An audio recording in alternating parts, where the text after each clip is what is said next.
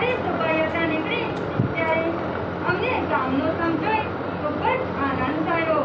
ગામના દરેકે વ્યક્તિના દિલમાં પ્રેમ અને લાગણી ભરપૂર રહેલી છે તેનો અમને પ્રત્યક્ષ અનુભવ રહેલો છે.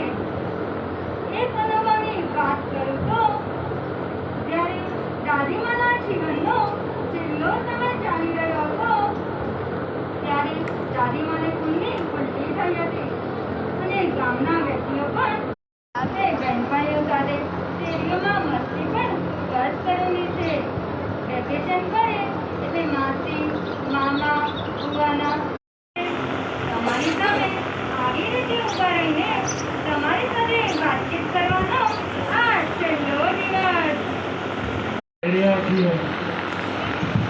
સંસારમાં જ્યાં ક્ષણ માત્ર બીજા જીવોની હિંસા પર નિર્ભર થઈ જતી થતી હોય છે ત્યાં અમે કરમસદ ભાગી છીએ કે આવો નિષ્પાપ જીવન જીવવાનું સૌભાગ્ય અમને પ્રાપ્ત થયું. આ અસીમ ઉપકાર ગુરુદેવનો જ રહેલો છે. પોતાના અમારા આત્માને પૂજ્ય ગુરુદેવનો યોગ પ્રાપ્ત થયો અને અમારું આત્મા જાગૃત થઈ ગયો અને જન્મ જન્મના સંબંધોના બંધાયેલા અમારા આત્માને અવિરામ બંધાયો. જેઓએ મારા આત્માની શોધ કરી મારા આત્માને બોધ કમાડ્યો એવા અનંત કૃષ્ણારી પરમ પૂજ્ય તથા અત્રે વિરાજમાન પરમ પૂજ્ય વિદિશાબેન મહાસતીજી આદિ સર્વે સતીવરના ચરણોમાં સતીશ્વર વંદન.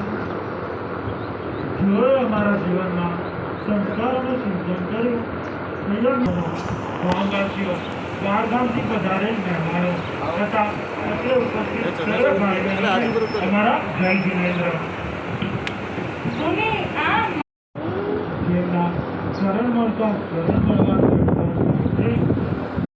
મહાન ક્રાંતિકારી પરમ પૂજ્ય આચાર્ય શ્રી જે અહીંયા ત્રણ મુમુક્ષુ એનું આજે શું હતું? શોભાયાત્રા. આ શોભાયાત્રા જોઈને તમે મનમાં કઈ વિચાર થાય છે?